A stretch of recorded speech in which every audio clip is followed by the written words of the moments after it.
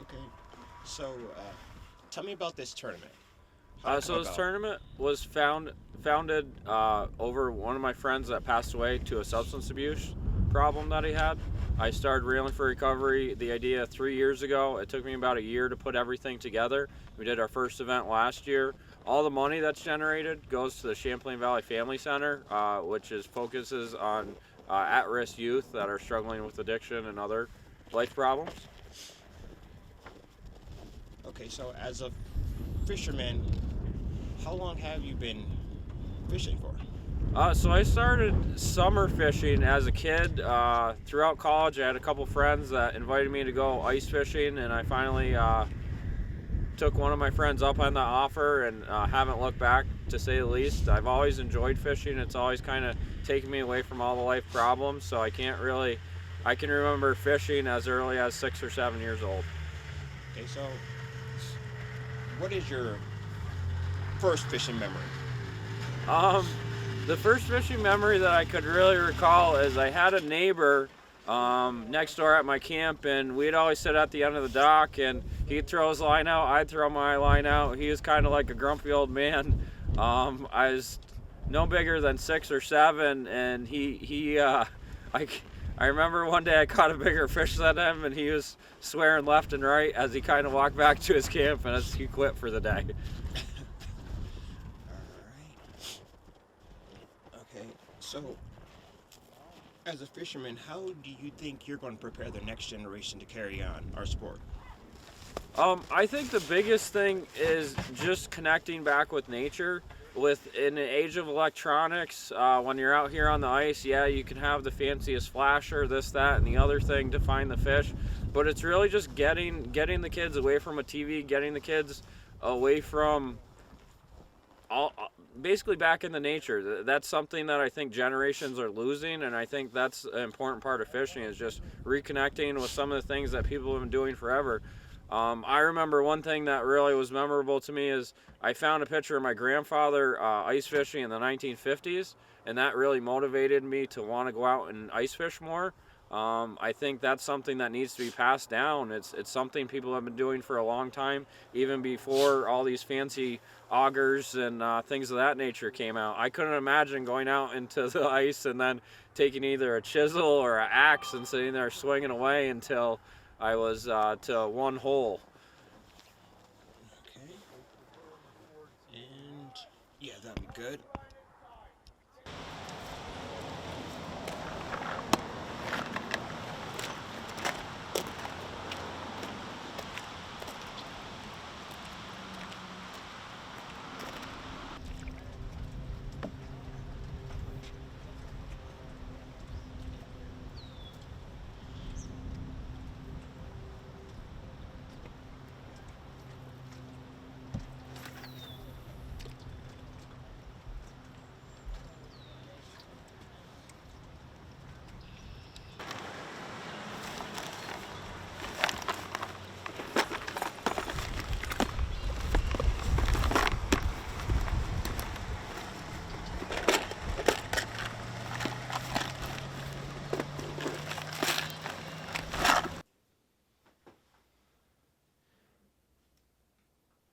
What is your name and how long have you been fishing?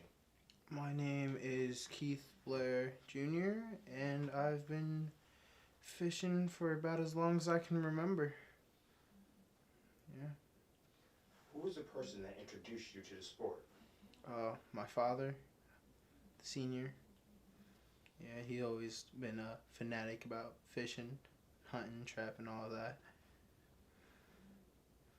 How would you describe your involvement in the sport? Would you say you're like very passionate about it, or you're just kind of like a I'd say it's a fun hobby, and just a nice way to get outside and get active.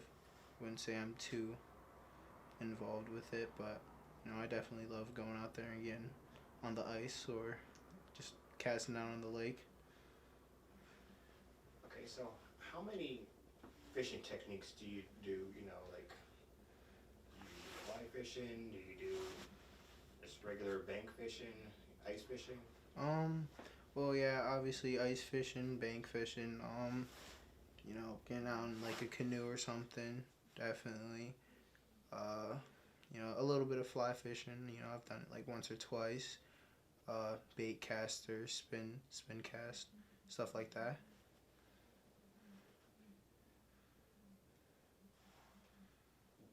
Which which technique would you consider yourself an expert at? Probably spin casting. Probably, yeah, definitely that.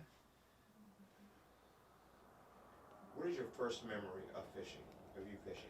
The first thing I can remember about fishing is actually when I was little. I was trying to cast out and I hooked my ear right here, and it went like halfway through my ear. Pretty painful memory.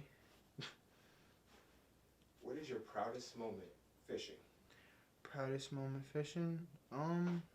Think the biggest fish I ever caught was at this place called Vicious Ferry, and I just barely got onto like I can't even remember what it was. I think it was like a walleye or something. But yeah, it was pretty big. Decent sized fish. It's probably my proudest moment. What life lessons can a person learn from going fishing? I definitely say patience and just being able to surround yourself with nature can definitely like teach you something about yourself and gives you time to think about just things going on in your life, and it's definitely a great way to get some alone time. So even though you are technically the next generation, how do you think you could pass it on to the generation after you? Um, Honestly, I don't really know. I mean, probably just trying to get them out there young and see if they like it. I mean, obviously, not everyone's a fisherman, but you just gotta try, see what they like, and maybe improvements on it or whatever, new techniques, like technological advancements, and just stuff like that.